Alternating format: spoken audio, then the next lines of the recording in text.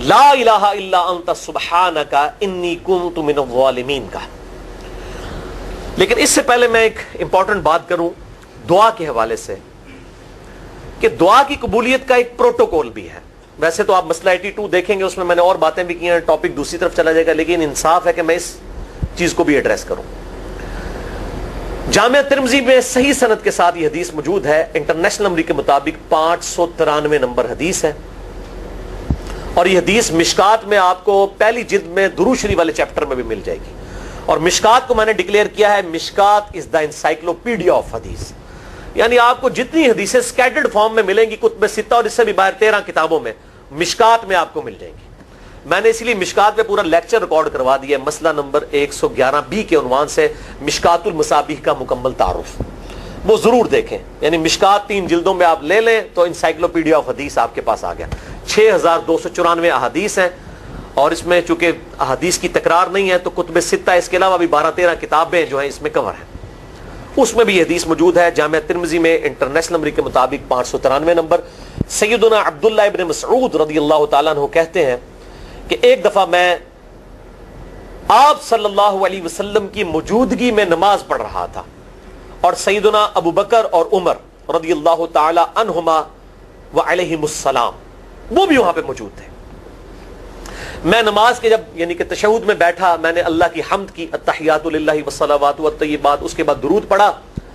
اور اس کے بعد میں نے دعا مانگنا شروع کی تو آپ صلی اللہ علیہ وسلم نے ارشاد فرمایا سل تعطا سل تعطا، مانگ تجھے دیا جائے گا، مانگ تجھے دیا جائے گا. یعنی جو درود شریف اور ذکر کے ذریعے متوجہ ہوتا ہے اللہ تعالیٰ اس کی دعا قبول کرتا ہے. اور پھر ابن مسعود ادھر ہی روایت کرتے ہیں، ساتھ ہی جامعہ ترمذی میں دوسری حدیث ہے صحیح سند کے ساتھ کہ ایک شخص آیا، اس نے جو ہے وہ نماز کے دوران حمد و درود کے بغیر ڈائریکٹ اللہ سے مانگنا شروع کر دیا. تو جب وہ فارغ ہوا آپ صلی اللہ علیہ وسلم نے اسے بلا کر کہا کہ سائل تو نے مانگنے میں جلدی کی، تجھے چاہیے کہ جب دعا مانگنے لگے پہلے اللہ کی حمد بیان کر، پھر مجھ پر درود پڑھ، اور پھر اللہ کی طرف متوجہ ہو. اور اس حدیث میں آتا ہے کہ ایک اور شخص آیا، یعنی ابن مسعود وہ خود تھے، اور اس نے اللہ کی حمد اور درود کے ذریعے دعا مانگی تو آپ صلی اللہ علیہ وسلم فرمایا سل تعطا سل تعطا، مانگ تجھے دیا جائے گا، مانگ تجھے دیا جائے گا. درود شریف پہ میں الگ سے بھی لیکچر دے چکا ہوں، مسئلہ نمبر 56 کے عنوان سے 2 گھنٹے کی گفتگو ہے. درود شریف کے صحیح فضائل اور صحیح احکام و مسائل بڑی ڈیٹیل کے ساتھ ہر اینگل سے درود شریف کے حوالے سے آپ کو وہ سمجھ لیں کہ انسائکلوپیڈیا ہے وہ لیکچر، مسئلہ نمبر 56 اہل سنت پاک .com پہ. تو دعا کے لیے حمد اور درود شریف ضروری. اس لیے دیکھیں نماز کی انٹلیکچوئل ترتیب ہے، آپ پہلے دعا کرتے ہیں التحیات للہ والصلوات والطیبات، اللہ کی حمد کرتے ہیں،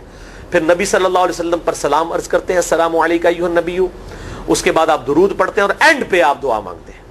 اللہم انی اعوذ بک من عذاب جہنم ومن عذاب القبر ومن فتنة المحیا والممات ومن شر فتنة المسیح الدجال، یا اللہم ربنا آتنا فی الدنیا حسنة وفی الآخرة حسنة وقنا عذاب النار،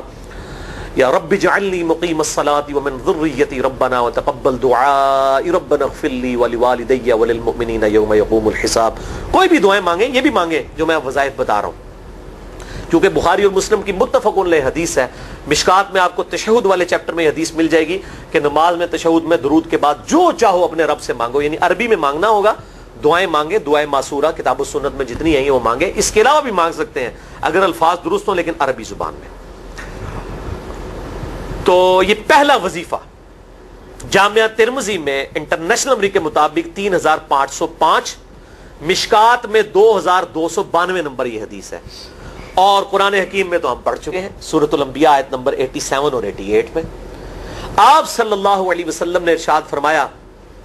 کہ یونس علیہ السلام نے مچھلی کے پیٹ میں اپنے رب کو ان الفاظ کے ساتھ پکارا تھا لا الہ الا انت سبحانک انی کنت من الظالمین. اور پھر آپ صلی اللہ علیہ وسلم نے فرمایا کہ جو کوئی شخص اپنے کسی بھی معاملے میں کسی بھی پریشانی میں اس دعا کے ذریعے اللہ کی طرف متوجہ ہو اللہ تعالیٰ اس کی دعا کو قبول فرما لیتا ہے. اور قرآن میں بھی آ گیا نا کذالک ننجی المؤمنین، اور کتنا بڑا فتویٰ آیا میرے بھائیوں سورہ الصافات 143 144 فلولا انہ کان من المسبحین، اگر یونس ہمیں ان الفاظ میں ہماری تسبیح نہ کرتا للبث فی بطنہ الی یوم یبعثون، تو مچھلی کے پیٹ میں قیامت تک مچھلی کے پیٹ میں رہتا اگر اس طرح نہ ہمیں پکارتا، اس کی قبر مچھلی کا پیٹ بن جاتی. یعنی یہ اتنا عطاب، اور وہ دور ہو گیا اس دعا سے، بہت بڑے اسماء اعظم میں سے ہے۔ تو یہ بہترین دعا، بہترین وظیفہ، اسماء اعظم میں سے بہترین چیز، اور سب سے بڑھ کر جو میں نے بات کی کہ بہترین استغفار، اللہ سے توبہ مانگنے کا بہترین ذریعہ۔ اور کس طریقے سے؟ اے اللہ تو پاک ہے نا، تجھ سے تو غلطی نہیں ہوگی، میں بندہ ہوں، غلطی کروں گا، تو اللہ نے تو معاف کرنا ہے نا، کیونکہ جب بندے نے اپنی عاجزی کا اظہار کر لیا ہے اور اللہ تعالیٰ کو بتایا اللہ یہ تیری کوالٹی ہے، تو غلطی نہیں کرتا، تو میں تو انسان ہوں، غلطی کروں گا۔